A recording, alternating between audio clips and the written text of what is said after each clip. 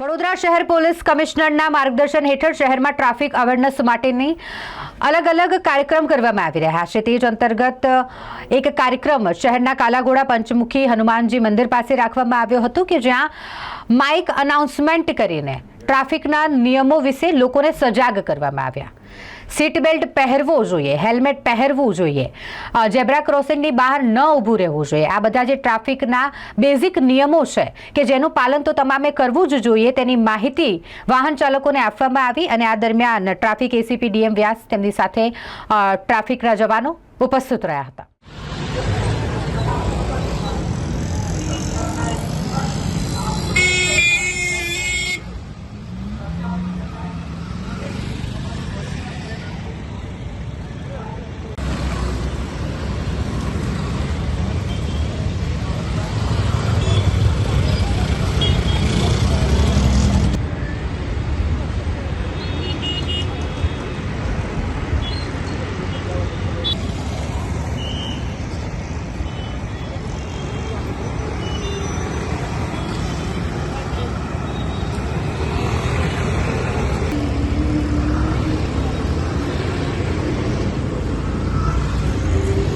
Option ये available है, digi locker और एम परिवहन दोनों सरकारी है। एम परिवहन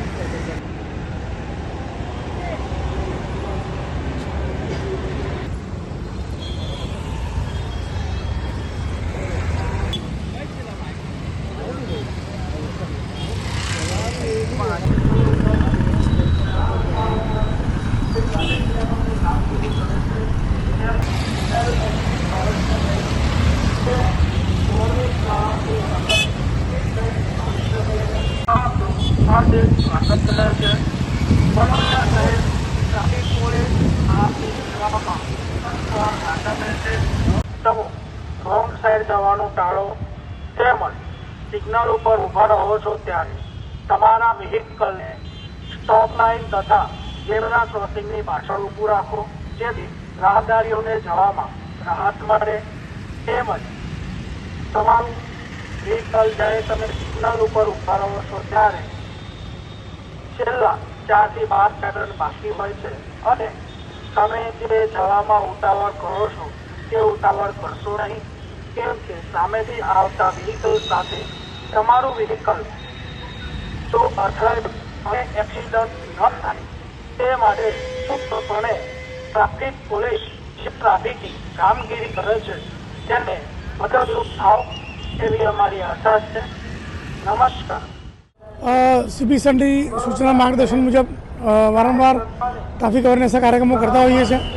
એ અનુસંધાને સીપી સરના માર્ગદર્શનથી એક નવો અભિગમ જે અમે કર્યો છે એ શહેરની અંદર લગભગ 40 જગ્યા પર અનાઉન્સમેન્ટ સિસ્ટમ છે। એ અનાઉન્સમેન્ટ સિસ્ટમ દ્વારા અમે 4 રસ્તા પર સિગ્નલ પર લોકોને અવેર કરીએ છીએ કે ભાઈ તમે ઝીબ્રા ક્રોસિંગની પાછળ ઊભા રહો, હેલ્મેટ પહેરો, સીટ બેલ્ટ પહેરો, તમે સિગ્નલ ના તોડો અને ચાલુ ગાડીએ મોબાઈલ પર વાત ના કરો। એ એનાઉન્સમેન્ટ અમે સતત તમામ 4 રસ્તા પર કરીએ છીએ, જેના કારણે અવેરનેસ આવે તો પબ્લિકની અંદર જે કોઈ અકસ્માત થવાની સંભાવના હોય, વાહન ચાલક અને સામેવાળાને કોઈ નુકસાન ના થાય એવો પ્રયત્ન કરીએ છીએ। અવેરનેસ સતત ચાલુ રાખશું।